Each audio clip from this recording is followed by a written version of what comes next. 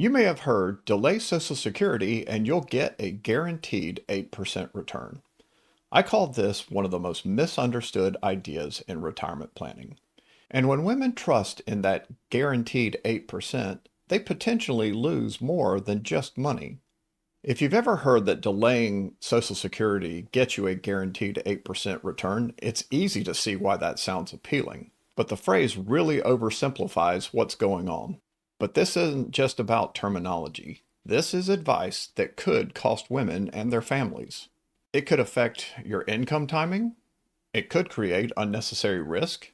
It's potentially adding to your financial stress. And it may also increase your taxes. So let's fix this. We're going to actually look at what happens when you decide to delay Social Security. We're going to make this simple in plain English, so the next time you hear the 8% return number, you can just smile and breathe out, as you will know what is behind that number. My name is Marcus Griffin, and I'm a wealth advisor and the founder of Narrowgate Wealth Management. And I'm on a mission to help educate women and their families to make financial decisions with clarity, care, and confidence. And now that we've met, I certainly hope that we'll see you again, and so if you would, please just carefully press that subscribe button. Hopefully, whenever you hear anybody discussing the 8% growth from delaying Social Security, they are clearly explaining what it really is. Occasionally, it may be discussed in a way that sounds like an investment return. But when you're trying to make one of the biggest financial decisions of your retirement, clarity matters.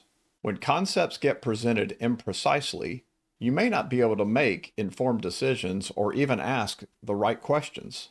And for women who statistically live longer, can rely more on Social Security, and often have less margin for error, it's important to get this right.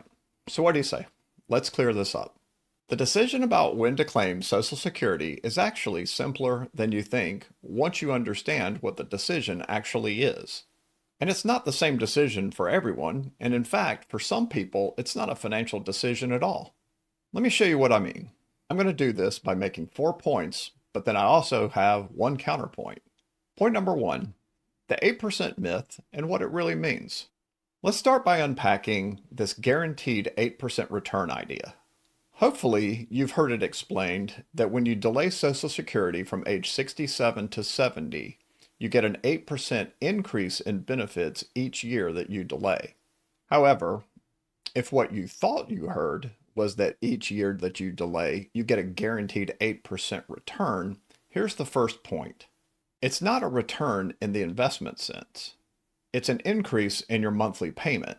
When you delay claiming from full retirement age of 67 to age 70, the government increases your monthly benefit by 8% per year from your starting point. This is called delayed retirement credits. If, for example, your benefit at age 67 was $3,000 a month, then at age 68, it's $3,240 a month.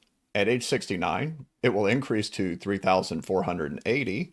And then at age 70, it's $3,720, about 24% higher for life. So that part is accurate. But calling it an 8% return blurs the line between a benefit increase and an investment return. Here's what a return actually means. When you delay, you're giving up checks from age 67 to 70 years old. So in this example, you're not collecting $108,000 over that time frame. Again, the $3,000 per month times 12 months a year for 3 years. Think of that $108,000 as your investment.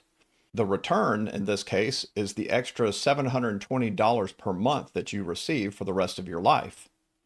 But you only come out ahead if you live long enough for that monthly increase to recover what you missed. Based on long-term averages of inflation running 2.9% per year, the point at which you will have made up those initial payments is around age 80 years and 3 months. And we will refer to this point as the break-even point. Before you reach the break-even point, your return is actually negative for more than a decade. Now, point number 2, the true return estimate. But what if you're wondering, okay, so what is my return if I delay? Excellent question, and I thank you for asking. And here's the answer. It depends entirely on one thing: how long you live. There's no such thing as a guaranteed return. Let's look at what happens hypothetically in a few examples. And for fairness, we're going to use a 2.9% assumption for inflation, which also will be applied to your benefits known as cost of living adjustments. Example 1, dying before age 70. If you pass away before age 70, your return is a 100% loss. That's correct, 100%, because you never received a single Social Security check. Example 2, dying just before you turn 77. If we assume that your starting payment is $3,000 at age 67 and you begin benefits at that age, if you start benefits at age 67, then just before you turn 77, you will have collected $410,804 in benefits. If you delay to age 70, you'd collect $371,556, or about $39,000 less. That's roughly a 10% loss, or about 1% per year for that decade. Example 3, breaking even. At around age 80 and 3 months, the delayed payments will have finally caught up to the payments if you had started early, and will actually move ahead slightly by about $436 in total. This is the point at which you will have recovered your initial investment.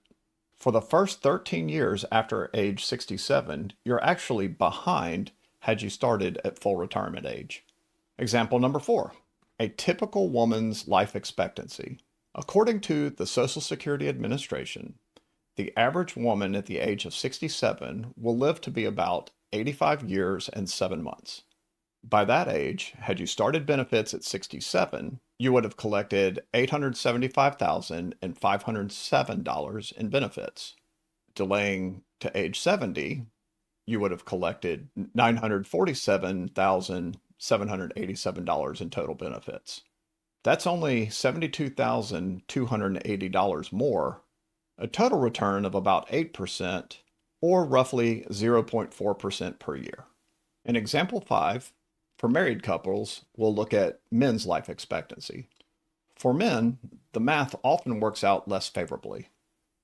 At age 67, the average man's life expectancy is 83 years and 2 months. At that point, the total difference is $38,359 more, a total return of about 5% overall, which is just 0.3% per year. Just to be clear, the increase in benefits from delaying is 8% per year, but the long-term return on that decision is often less than 1% per year. Point number 3, the real break-even analysis. Now, let's talk about break-even age, because this is where misunderstanding can become even more consequential. Earlier, I showed you that payments become about equal at age 80 years and 3 months, assuming 2.9% inflation. If inflation ends up lower, the break-even age actually moves higher.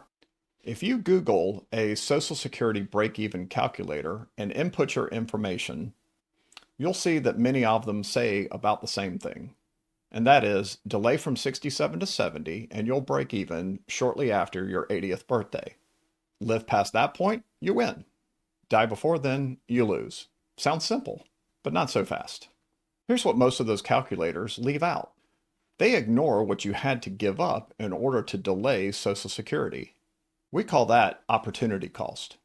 Let's make it more realistic using a hypothetical example. If you retire at 67, but delay your benefits until age 70, you still need to live your life. You're buying groceries, paying bills, maybe doing some traveling, dining out. So for 3 years, you're pulling that money from somewhere. Your IRA, your brokerage account, your savings, somewhere so that you're able to cover those costs. And that money you're withdrawing? Well, now it's no longer invested, meaning it no longer has the potential to grow over time. And obviously, it can't grow because it's already been spent. That's the opportunity cost. And when you factor in what that money could have earned had it stayed invested, say, for example, a historically conservative 4% per year over inflation, the real break-even age isn't 80 anymore. It's actually closer to 88.5. So now we're talking a very different trade-off. If you can receive higher returns in retirement, which obviously aren't guaranteed, claiming earlier might actually build more wealth over time depending on your individual circumstances. I know that may sound backwards, but I did the math. Before we go any further, I'm curious, have you ever run one of those online Social Security break-even calculators? Did it ask you what your investment returns were? If it didn't, it wasn't telling you the whole story. Please feel free to leave a comment and let me know what you found out. And now, point number 4, the tax trap. There's another reason that the delaying decision gets even more complicated. Taxes. Some retirees will use proceeds from their accounts to cover their expenses while they're waiting on Social Security payments. This is often called a bridge strategy. However, if you're using traditional IRA or 401k proceeds to cover expenses during those 3 years, you might be walking into a higher tax burden. Here's how it works. Every dollar that you pull out of a traditional IRA or a 401k is taxed as ordinary income. That means that generally 100% of it counts as taxable income. But Social Security works differently. Depending on how much other income you have, anywhere from 0% to 85% of your Social Security can be taxable at the federal level. And that's just at the federal level. Most states don't tax Social Security at all, and the ones that do, many only tax a portion of it. But about half of all states tax IRA withdrawals as regular income, just like the federal government does. So that bridge from your IRA or your 401k until you start Social Security, it might be a very expensive bridge from a tax standpoint. Now, there may be a more tax efficient way to fund your retirement while you delay. You can use money from a Roth account or from a savings account or from your regular brokerage account. Those withdrawals generally don't create the same tax problem. That said, they still don't eliminate the opportunity cost problem that we discussed earlier because those funds are no longer available for growth. But if you're using a traditional IRA or 401k, you may be paying a lot more in taxes than you need to. Those were the 4 points, but as I mentioned, there's also a counterpoint for married couples.